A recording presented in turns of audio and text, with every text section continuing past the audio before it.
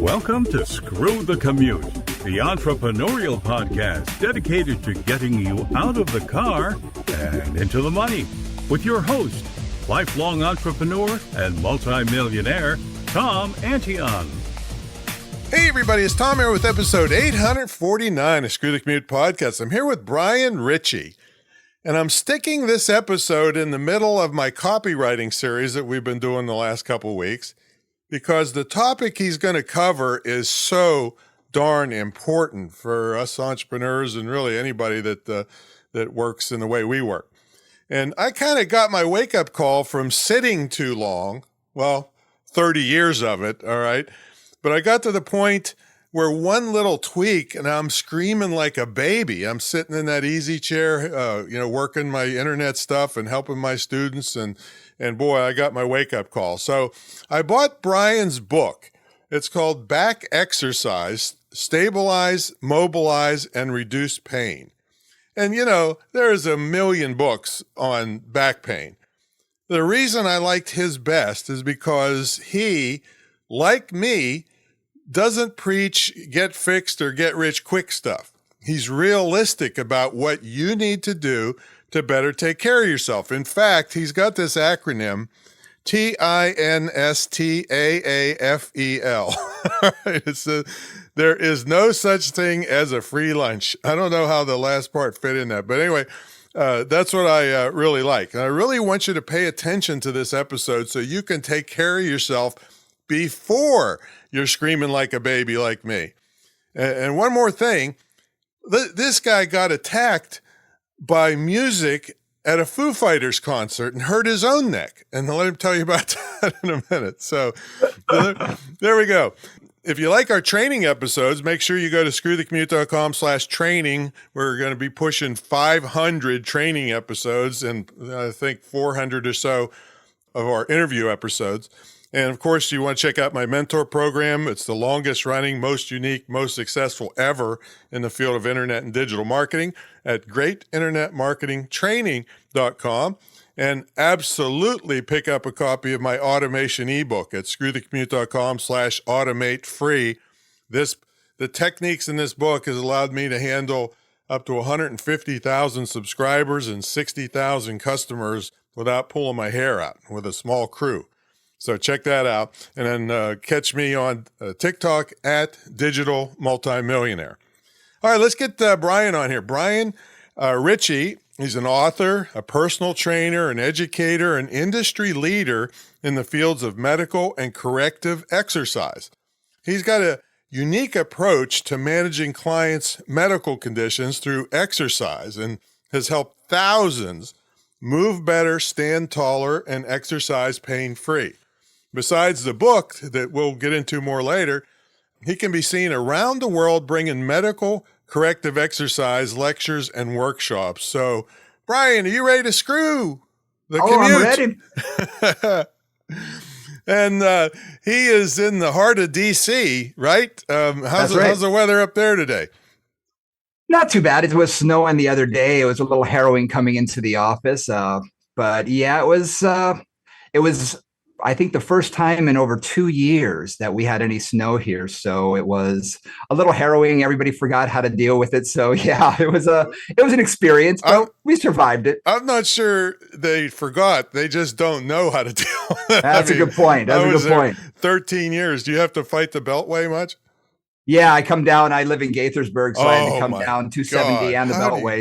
It's no wonder you got. There's plenty of back pain on that route, 270. I'll tell you that. Oh, you're not kidding. So anyway, the reason I hooked up with you is because I did a disservice to myself. For 30 some years, I've been preaching, helping thousands and thousands of entrepreneurs around the world, and not taking care of myself. I literally was screaming like a baby about 6-8 weeks ago. from sitting too long. They, of course, they say the sitting is the new smoking. Well, I don't know. I might have been better off smoking than what I was doing to myself. So give us your take on it. You've seen thousands of patients and a lot of people that, especially after the pandemic, work out of their home and just sit in any kind of crap they can find rather than maybe their company has a logistical chairs for them, but tell us your experience with this. Well, actually, my experience is I actually suffer from back pain. I did something when I was really stupid when I was in my early 20s and gave myself a couple of herniated discs. Yikes. Kind of got me started in the whole medical exercise field because in fitness, everyone knows what to do for exercise. You want to, go to the gym, you do this, you do that. And I was already doing personal training, but I realized that hardly anybody was working on or focusing on people with pain. And that was in my 20s. I'm 52 now. So we're talking 30 years later. I'm only seeing more and more and more people who are suffering from some kind of medical condition, whether it be orthopedic, which is most of the people I see, or neurologic, or even metabolic. So it's really interesting to see people who don't move that much. And those are the people that really are the ones that all of a sudden they go to do something and, they throw their back out. And it's because they're not moving. Their body isn't used to doing, regular exercise, regular motion. And moving is actually the key in keeping your body, healthy and fit. Yeah, and that's been prior to meeting you, and of course you probably go along with it. For back pain, a lot of them said, don't just lay around forever. Move. You got to move with back stuff. But for instance, I've got a guy's, my girlfriend's brother hurt his knee the other day, and he keeps wanting to work and beat the hell out of it. And I said, no, you got to give it a chance to relax. He wants to move too much too fast with that. So anyway, I was screaming like a baby. Now, a lot of this back stuff, it says, if you sit down, you'll feel better. Well, in my case, it was opposite. Yes. If I stand up, I feel better. And I was, in reading your book, it says, well, you got to get evaluated to see what the heck is going on down there, because people come in and just tell you my back hurts. Well, that doesn't really tell you that much, does it? It doesn't. And what you just told me, if you came into my office, I always do a assessment. We go through everybody's medical history. What you just told me tells me a lot about how I would work with you on exercise. There's something called we call it pelvic bias, but it's also spinal bias. And that's what position your spine really likes to be in. And people who sit a lot, are sort of in always a flexed position. Their spine is always forward flexed and almost like you're trying to bend over.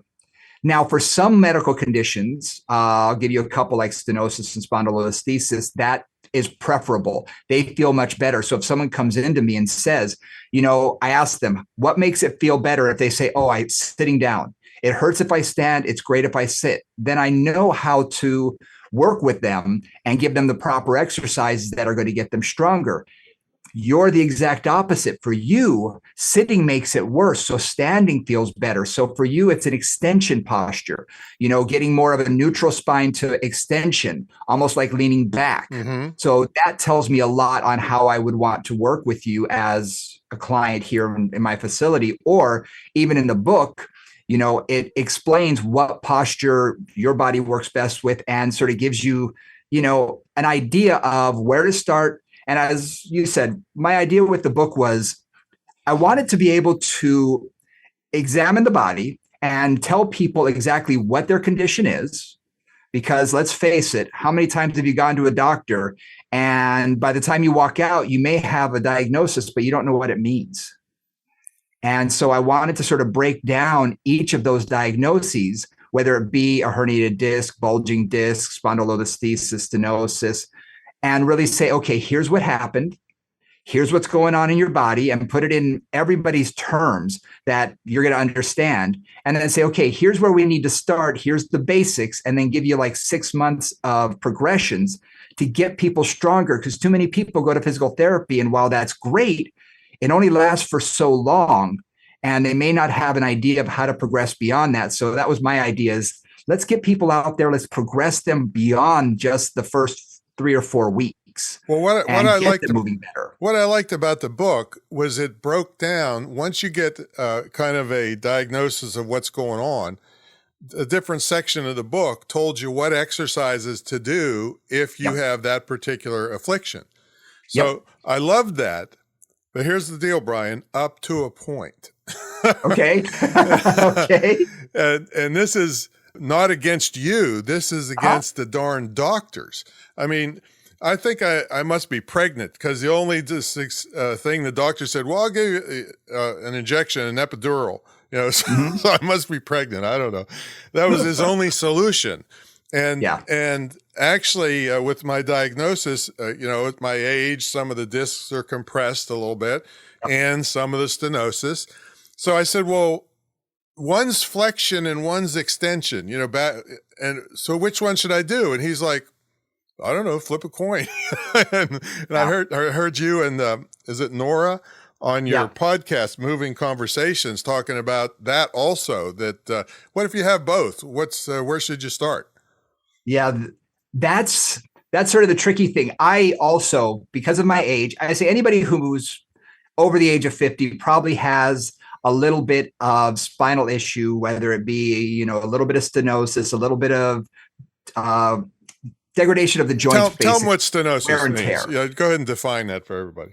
Well, stenosis basically means a narrowing of the joint, and there's two different types. There's central stenosis, which is a narrowing of the actual central canal where your spinal cord goes. And there's also lateral stenosis, where the nerve roots come out of the spine. It's an area called the intervertebral foramen, and basically there are holes in the side and the back side of your spine where all the nerves come out. Well, you can have those occluded too, and that can be caused from arthritis. It could be caused by bone spurs and things of that nature. You also can have a point where if your discs themselves begin to shrink through either wear and tear or disuse, your spine really likes movement in general. But if you're not using it, you can actually begin to compress those discs and they get smaller. Well, when they get smaller, those spaces where the nerves come out also get smaller. And that's what can also cause some of that lateral stenosis. And that's when you often will have the numbness, tingling, radiating pain down the leg, or sharp shooting spasms in the back. And those are the things that can be crippling and debilitating. And for me, when I'm working with someone who has something like this, like I say, myself, I've got disc issues, plus I've got a little bit of the stenosis. My facet joints have, worn down a little bit. It's about finding what range of motion is most comfortable for you. So if I had you come into my facility, the first thing I'm going to do after my assessment is have you lie down on your back and find a pain-free range of motion.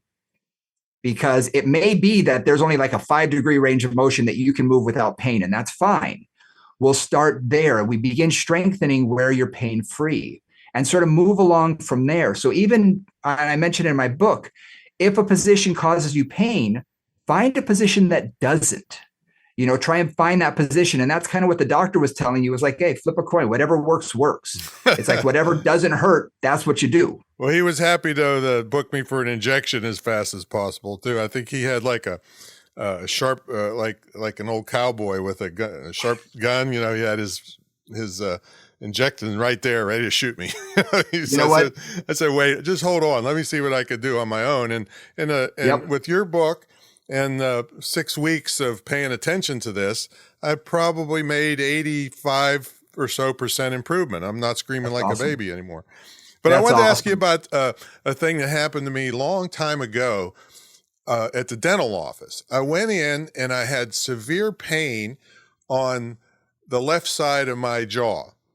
And I went in there and I said, I must have cracked a tooth, telling the dentist on this left side. And she's looking, she said, no, it's on the other side. She said, that's called referred pain. I said, what? Yep. I could not believe it. The pain was massive on one side, but it was from the other side. Does that ever happen on the spine? Oh my gosh, yes. Referred pain is, just think of it as just a traveling symptom. So I've had some people come in and they say, yeah, I'm having this, my inner thigh hurts.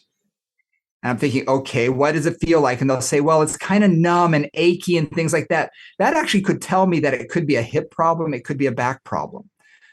That's a referred pain signal. And sometimes it will travel where the dermatome is. And a dermatome, if you ever look up the term online, you'll see sort of lines across the body. And it's where the nerve root goes out, where it exits the spine. That area affects that sort of band around your body. And when you get into the lumbar spine, it actually goes down your leg. So we know that, for instance, if you have an issue between L5 and S1, you'll probably feel it around your big toe. You're talking if it's L4, L5, it'll be more in the calf. Hold on. L5, you mean lumbar disc, lumbar vertebrae, number 5, and it starts number 5, at the top. Exactly. So that's pretty down near your butt, then, right? Exactly. Go in that direction. Your lumbar spine has 5 discs, has 5 bones, and there's a disc in between each. Think of it as like your shoulder joint is a joint, right? Each one of those levels is a joint. And each one of those levels has 2 nerves that come out in that area.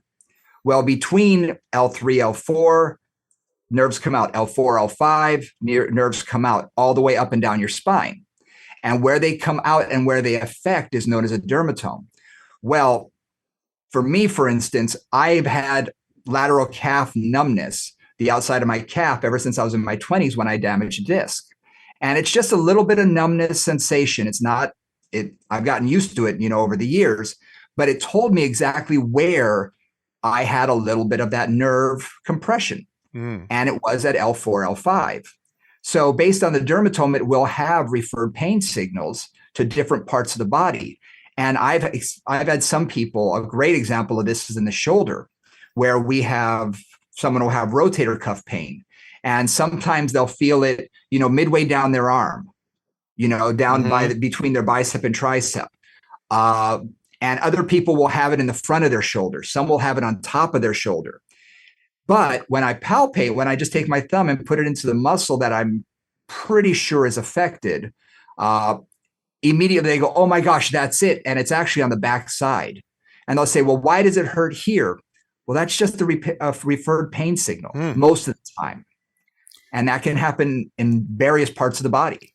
Yeah. Another thing happened to me. I did, I'm kind of a tennis nut, and I did 1,000 kick serves, which is a violent bend over backwards, make a weird spin on the ball. I did about 1,000 of them in a month.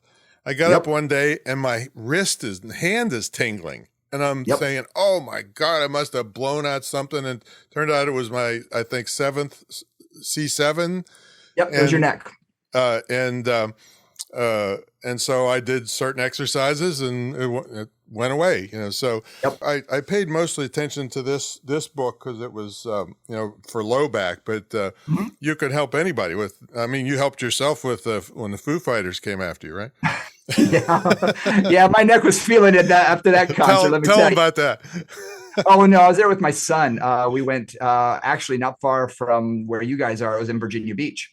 And okay. That's right. Traveled down there and had a wonderful time. But, by the end of the show, and it didn't bother me at the time, but all that headbanging, the next morning you wake up and it's like, oh man, am I stiff? And it's just overworked muscles that aren't used to doing that. And for you said it perfectly when you talked about it bothering your hand. It was the number of repetitions. You did thousands and thousands of repetitions.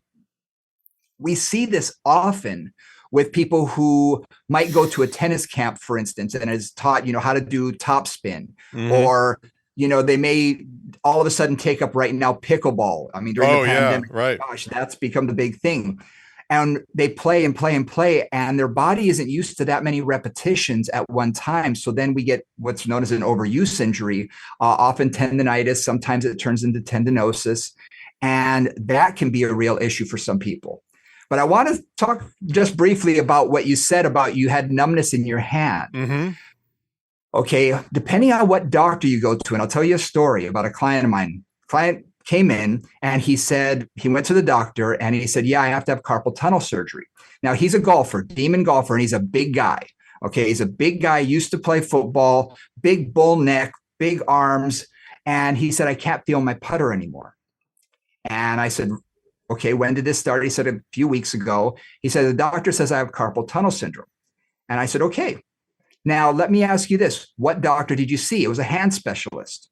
I said, okay. I said, knowing his history And knowing his neck and how inflexible it was, I said, I'd love for you to have a second opinion, just because there may be something else going on. And he went to an orthopedist who immediately said, no. This is coming from your neck. 100%. You've compressed a nerve. It has nothing to do with your hands. His hands were fine. He was scheduled to go in for carpal tunnel surgery. Oh my God. See, it's kind of like my epidural guy. Even when I called to make an appointment, the receptionist made it a point to say the only things we have are injections here. Yep. It's like if everything's a hammer when all you got's a nail. Right? I was just going to say that exactly. If your only tool is a hammer, every problem looks like a nail. And I've told people this. I said, I guarantee if you got a toothache but go to a podiatrist, they're going to say you need something in your shoes. Of course, yeah.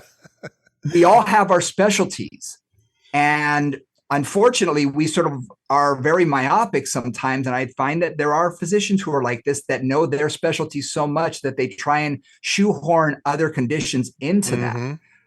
I had another client who was suffering from leg issues, and he was a diabetic, and immediately went to the doctor, and they were saying, oh my gosh, yes, this is the diabetes. You've got peripheral neuropathy, which means you're not having good conduction of nerves to your feet. Oh my gosh, and all this kind of stuff. And he had test upon test, and everything came back negative until he went to a rheumatologist who discovered, oh no, you've got low back issues. And immediately it was, well, I just wasted the last 6 months. Exactly. But he went to a different doctor. So I always say, if you're unsatisfied, be your own best advocate, get a second opinion. Yeah. Get a second opinion. It doesn't hurt. Some of them get arrogant about it, but too bad. I mean, it's your body. They're not the ones suffering when they go home and buy their new Mercedes, from your epidurals. So Exactly. So now I was listening to your podcast again. It's called Moving Conversations, folks, and they can find that anywhere. I think I listed on Spotify, but is it? Yeah, it was. I think we're mainly on Apple Podcasts, Spotify. Okay. Yeah, the main things. Okay, great. So I was listening to the one on sciatica, and I heard your cohort there, Nora, a very accomplished woman in her own right, for sure. Oh yeah. And I heard her say something, and I'm thinking, wait a minute. I heard her say that sciatica is never, she either said it's never on the front of your leg or it's always on the back or your leg. Did I hear that right? It travels depending on where the dermatome is and where it's affected. Rarely are you going to feel it like in the front of your thigh. Occasionally people feel it in their inner thigh. Most of the time they feel it lateral, especially if it's in their hip. They may feel it lateral hip or in the inner thigh. It may be on the lateral calf. It may be down in the toe. And if you've ever had sciatica, it's relentless. Well, it's just the reason, constant. Brian, that I grabbed onto that so hard is because for years, and I've ignored it and worked through it, but from my left thigh, from the knee up to the hip, burns like a bitch. If I stand too long, and right in the front, and everybody always said, oh, you got sciatica. And then I thought I heard her say, well, no, it's not going to be in the front of the thigh. It's rarely. It can be though. Okay. It can be. That could be a lot of different things. Okay. And well, I'm not asking for a diagnosis on the thing I don't here, diagnose. I'm not a doctor. I'm telling you that you really got to get an evaluation. You can't 100%. Just look at every video on YouTube. I mean, there's, and especially I get emails every day. As soon as you start looking at something about back pain, you start getting bombarded with stuff. Oh my gosh. With one exercise, you're going to be pain-free for the rest of your life. I wish. Yeah. Well, no, you don't. You wouldn't make any money. You know what? I got to tell you, sciatica is one of these things, and I call it a garbage diagnosis. My mentor, told me that it was a garbage diagnosis years ago because it doesn't actually tell you what's wrong. It just tells you a symptom, like it's an ache, it's a pain. And you really need to figure out what is causing that. And when you do, for instance, if you had come to me 5 years ago and said that you had this numbness, burning, sensation when you stand too much in your thigh, that would be a clue for me. Okay, could it be the thigh? Could it be the low back? How can we work with this to get to sort of relieve you of this? And it might have been that it was your low back talking to you that you didn't even realize at the time because you didn't have that centralized, sharp shooting pain in your low back. Yeah. So it could have been a symptom. Exactly. So tell us, I know in the pandemic, there was a lot of people working at home. I mean, I've been working at home my whole life and I preach that, but a lot of people were taken from the corporate environment and shoved into their house, and they're sitting on their bed cross-legged. They're sitting on their couch. They're binge watching Netflix while they're supposed to be at work. So tell us how you should be taking care of your back, even if you're home or wherever you are, in a car, if you're driving a lot. What are some of the things you should be doing? Moving. Body craves movement. But what if you got to drive for 6 hours? Stop and walk occasionally. I hate to say it's as easy as that, but it really is as easy as that. When I took my son to see Metallica up in New Jersey this summer, and that's a 3.5, 4, I think it was 4-hour drive. We stopped often, and I would walk the parking lot a little bit, and I would just let my body move. Your body craves movement. The problem is it feels so good to let inertia sit in and just sit here and do nothing. The problem is with inertia comes gravity. And I don't know if you've noticed this, but what I noticed mostly with clients was when the pandemic hit, we went online within 2 days because Washington, D.C. shut down and no one was coming in to see me. But I think I had 2 clients. So we went online immediately. And I still have about a third of my clients that either moved away or I've opened up to seeing people around the world through Zoom or through FaceTime or whatever online, and we're able to see people. But what I've noticed was they weren't moving as much, and their posture was starting to get worse and worse because they're sort of engaging with the camera, engaging with their screen instead of with people. So they start leaning in. So I was seeing a lot more forward head carriage, a lot more rounded shoulders. So I was seeing postural issues. And that was leading to neck pain. That was leading to shoulder pain. And that was leading to low back pain. And those things were like, okay, we got to reverse some of this. We got to really work on those postural muscles to get people to sit up straighter. And I'll be honest, I suffer from it too. If I've got 2 or 3 Zoom meetings in a row, I find myself sort of leaning forward and my head going forward. I'm like, wait, sit up.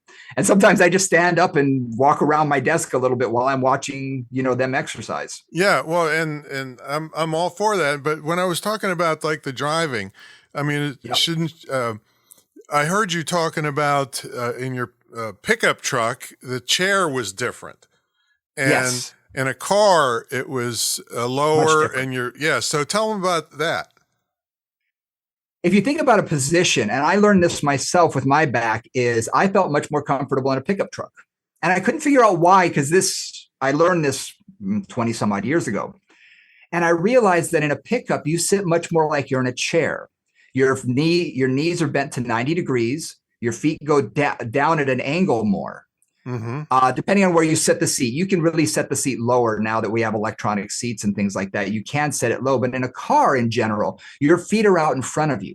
And when your feet are out in front of you, for a lot of people who have limitations in their hamstring flexibility or low back flexibility, they're going to sort of become more round shouldered. And I'm sure you've seen in cars nowadays, the headrests are much further forward than they ever have been. My wife can't stand it because she's actually got good posture and it hurts her head to drive in a car that the headrest, I had to modify her headrest, pull it back because it was too far forward.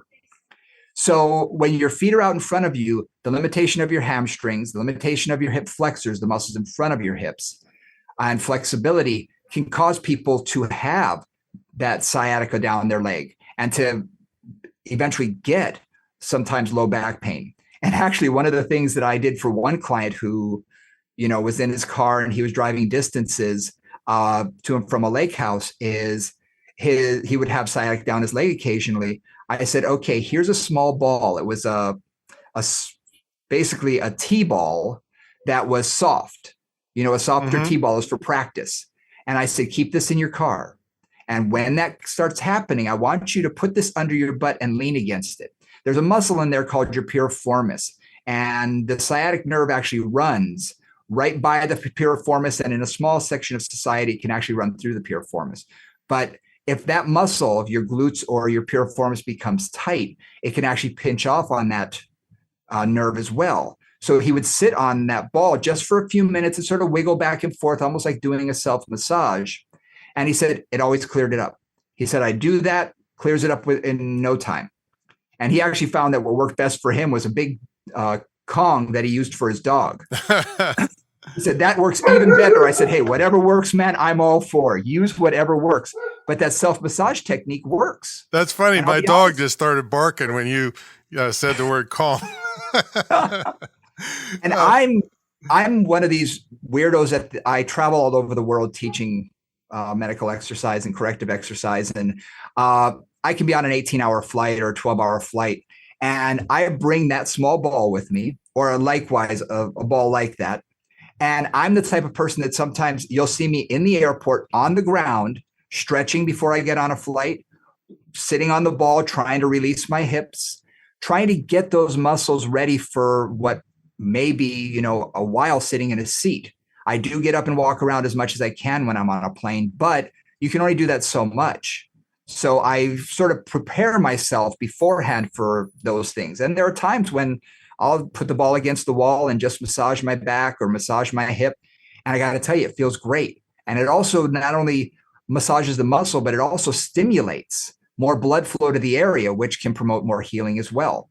So it just helps it in general. Well, that's that laying on the floor in the airports. That's a good marketing technique. People are like, "What the hell is that guy doing?" I've had a number of travelers come up to me afterwards and say, "What were you doing?" And I show them, and they say, "Man, that's a good idea. Yeah. Where can I get one of those balls?" Exactly, or give me your card. And speaking of balls, besides, all right, everybody needs to go out and buy a pickup truck today. All right. But this bands work too. Yeah, I think I just got this thing. I haven't tried it yet, but because in your book you talked about a Togu ball. Is that how you pronounce it? Yeah. Tell them about that. The Togu ball is an inflatable ball that is, and inflating is not like it's hardly like one breath. It was inflated enough to do what you were teaching. You don't want to inflate it all the way. Inflated all the way, they're about anywhere from 16 to 20 inches. And I say that I have no idea how quality control is with this company because I've had small ones and I've had very large ones come from them. But all you do is put one or two breaths in it. And it's funny because I'll have these uninflated in a class of 100 instructors or people who want to learn about back pain. And immediately everybody wants to blow it all the way up. And I'm like, no, wait, one or two breaths. That's all you need, because you put it under your sacrum and it actually creates this floating surface that you can, go into pelvic flexion or extension or rotation very easily. And it allows your body as almost to act like a teeter-totter, a seesaw, sort of a fulcrum, to allow movement to be more gentle and easier. And it gives people more proprioception than just lying on the ground. And when I discovered this ball, I was like, oh my gosh, this is the best thing. Yeah. And all these terms he's throwing at you folks, they're clearly explained in the book. Very, very easy to understand some of the things that are in there. Because like I said, I don't get too excited about many books, but this one has really helped me, and I know it'll help everybody out there. So appreciate it. Yeah. No, you did a great job on it. Now, so we know we got a lot of people here working in front of the computer. Well, I think you're going to have business for the rest of your life and afterlife because of these kids with cell phones. They're all hunched over like they're monkeys, and you can't go into a restaurant and see young people talking to each other. They're texting from across the table. Yep. So I think you're going to have a lot of business from that. But so what should our people do to some of the general tips to fix their work environment to start working against this now before it's too late? There are a couple of easy things that you can do, actually. Your shoulder blades, even when you're just sitting down, squeezing them together and then relaxing, squeezing them together and relaxing. Uh, I'll try and walk you through an exercise that I give to people, and it's called a cervical reset. In fact, if you go onto my website, backexercisebook.com, and go under the videos section, you'll see, or the blog section, you'll see me demonstrating this exercise, and it's a postural reset. And basically, it's you take your arm straight out in front of you, and then you, with your elbows out wide, bring them back behind you. You want to squeeze your shoulder blades back together and draw your elbows out wide. Then I'm going to have them rotate their arms so that their palms are facing forward while continuing to squeeze their shoulder blades back. Then drive those elbows down like you're putting them in your back pockets, still squeezing the shoulder blades, and then relaxing the arms. I learned this a long time ago from one of my mentors, and it's a great, simple exercise that I have people do at their desk that really does help to sort of reset the shoulder blades and those postural muscles and just remind them, hey, I need to start working. I need to continue working. I say also setting timers. Every computer, you can set a timer every 15 minutes, have it go off and just do a postural reset where you just sit up straight or pull your chin back a little bit, go into, and that in and of itself can begin to correct some of these issues. Because like you said, that forward head carriage, I mean, I was at a Cub Scout event with my kids, and my kids didn't have cell phones, but some of the older kids that were 12 and 13 did. And I could tell their age and if they had a cell phone just by their posture. Wow. And that's parents, listen to that, parents out there. I got to tell you, because that's a lot of years. When I was a kid, we didn't have this stuff. But these kids are coming out of the womb swiping screens, and they're going to be hunched over and lose a foot of height by the time they're in high school. So. Yeah, and that's something else to think about is they are losing height. Yes. When you have a forward head carriage, when your head is forward, and I teach a class about text to neck, we call it, a lot. And it's trying to get people to go into retraction where they're pulling their chin back, almost like it's on a shelf. Because when you have that forward head carriage, it actually drops your height by about 2 to 3 inches, depending on the height of the person. So it's like all these kids want to be taller, and yet you watch them, what they do, and they're all hunched over, their head is forward, and they're basically shrinking. And I guarantee we're going to start seeing more and more cervical issues with these youngsters and 20-year-olds in another 10 or 15 years when they get into their 30s and 40s. We're going to start seeing a lot more cervical issues. And I mean, you're right. I'm never going to want for work because they're going to need help. Yeah. And parents out there, if you just want to be selfish about it, just think of all those basketball scholarships that are going to go down the drain. So now let's talk about chairs a little bit. Now, I heard Nora on your podcast that's moving. I heard you say moving convos, but it's actually moving conversations, right? Is the title? The podcast is Moving Conversations, but we're moving convos at gmail.com is one of is the podcast's email. I see. Okay. And Instagram. Yeah. And she said she uses a kneeling chair. Well, I looked into that a little bit, and big fat butts like me, their knees are going to sleep, their legs are going to sleep. The chairs, most of them are crap. You can get them on sale on Facebook Marketplace. People are giving them away because. So, what's your opinion on chairs? A lot of it comes down to the body, and I had a kneeling chair for a number of years, but I didn't use it for a prolonged period of time. I didn't find it to be that comfortable for me. And you're a regular weight size guy too. Yeah. At one time I was very heavy. I was over 420 pounds at one time. Are you kidding me? Oh no, that was when I graduated high school. I was 420 pounds. Oh my goodness. I'll listen to you even more now because I get so sick of skinny people that never had a bout of eating too many donuts telling you how to lose weight. We actually have just recorded 2 podcasts that are going to go out in the next couple of weeks on weight loss drugs and how to work with people who are larger sizes in the gym environment. But yeah, I was much heavier, and it's been a fight all my life. And I'm 190 pounds now, but it's been a constant battle.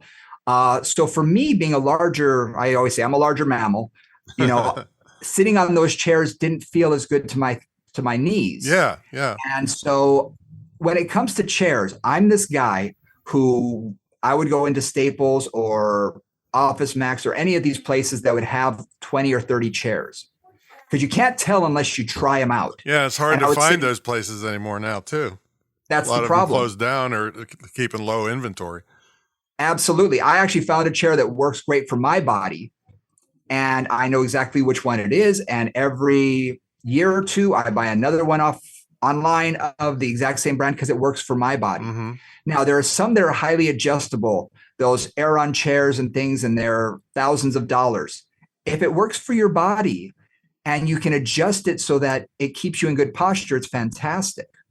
The problem is I find most people don't really understand ergonomics, and they just sit in it thinking that it's going to correct everything. And if it's not set up properly to your body, that can be a negative. Mm-hmm. You can actually do harm as well by not having it be set up for you or to your body. Yeah, so they have everybody's body's a little chair. different. They have the X chair that they push really hard that, will adjust 100 ways. But if you don't know how to adjust it or what for you, that doesn't really make any difference. Exactly.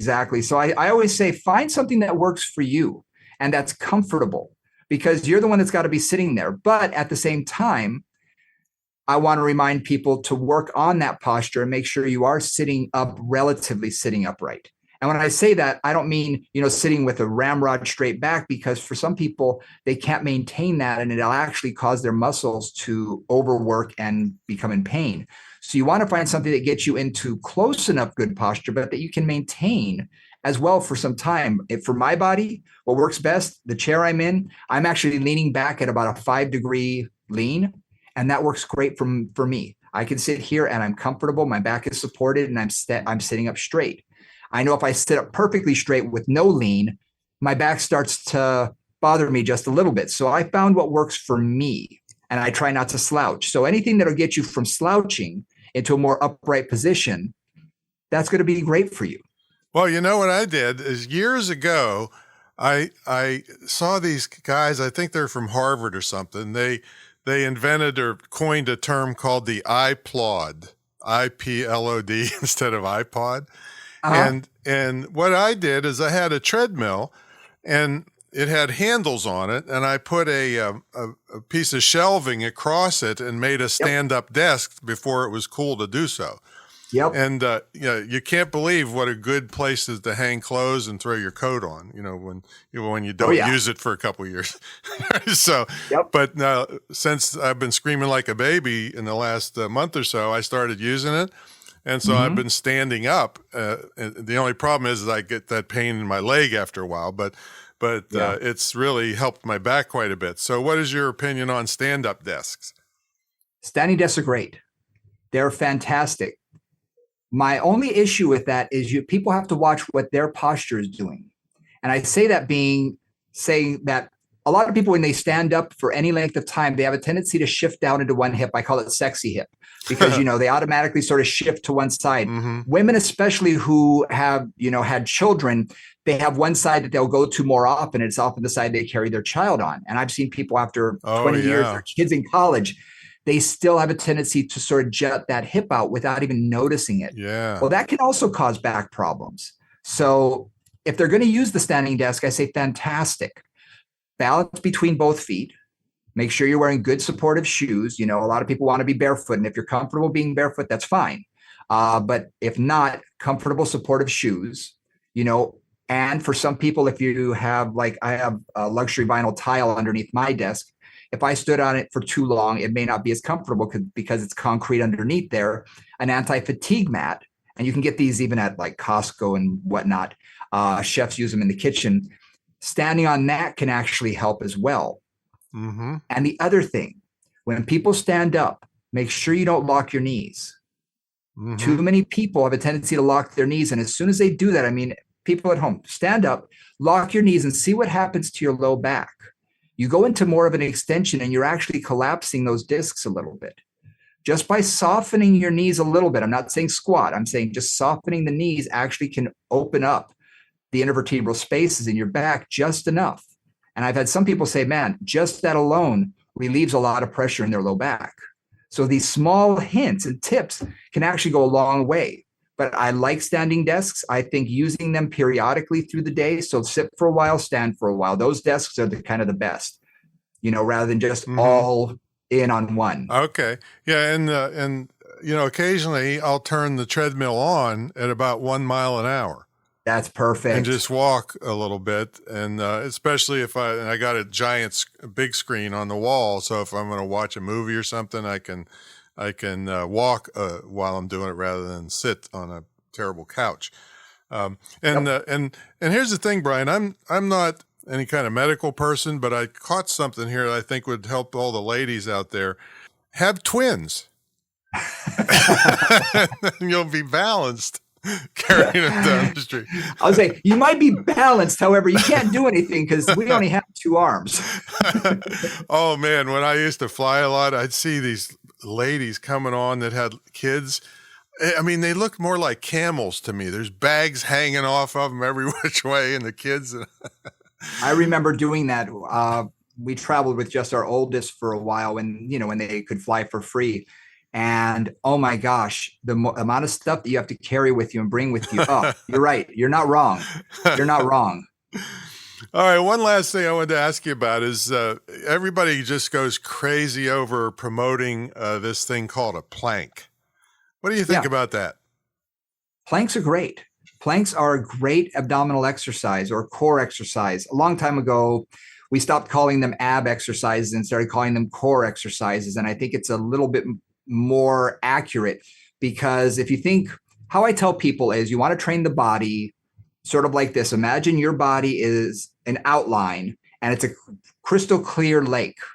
You want to drop a pebble where your belly button is. And as the ripples go out, that's how you want to think. That's how you want to train.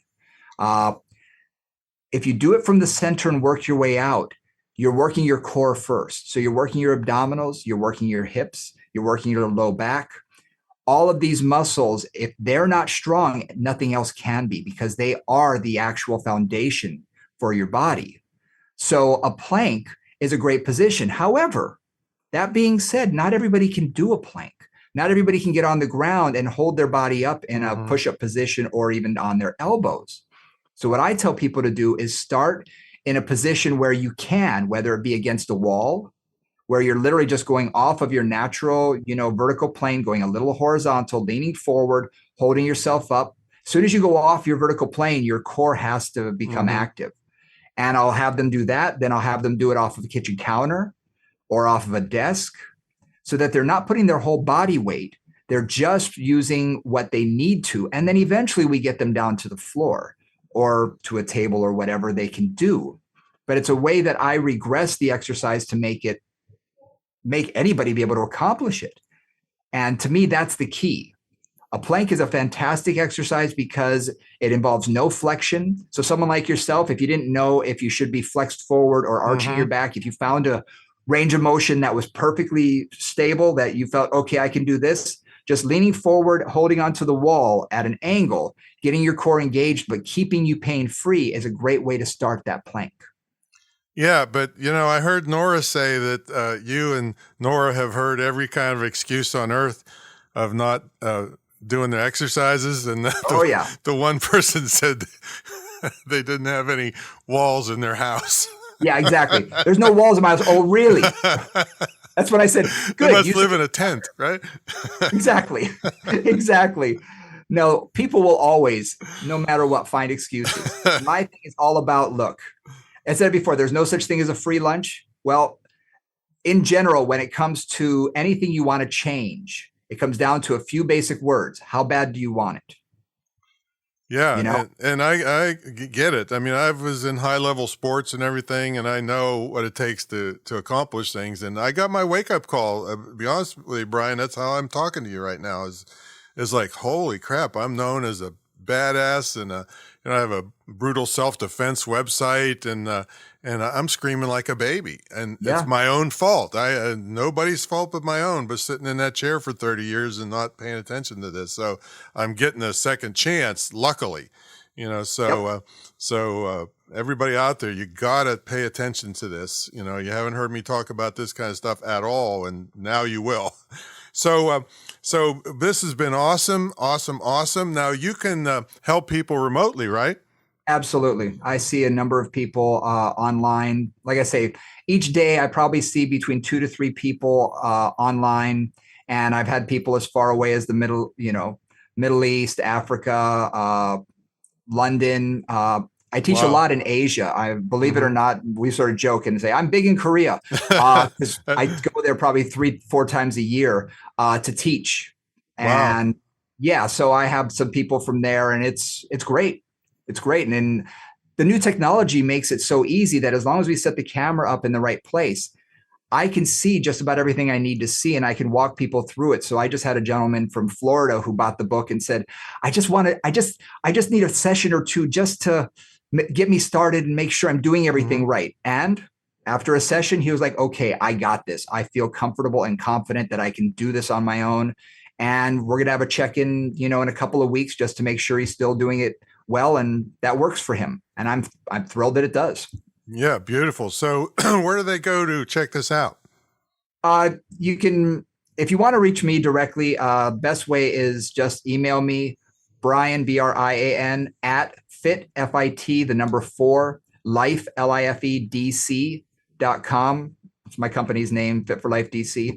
Or go to backexercisebook.com. It's the website for the book, which easiest way to get that is on Amazon. I tell everybody, hey, I make $1.50 every time one sells. So please, I want to retire one day, so buy my book. Yeah, there you go. And the title is Back Exercise, Stabilize, Mobilize, and Reduce Pain with Brian Richey, Richey. Yes, beautiful. Sir. Buy that darn book and pay attention and use it, because even if you're not hurting now, man, I was like, nothing's never going to happen to me. And boom, I got 2x4 to the head, a big wake up call. So get started on it now. So thanks so much for coming on, man. I really appreciate it. I appreciate it. My pleasure. All right, everybody, pay attention to this. Take care of your health and your back, and you won't have to be crying like a baby like me.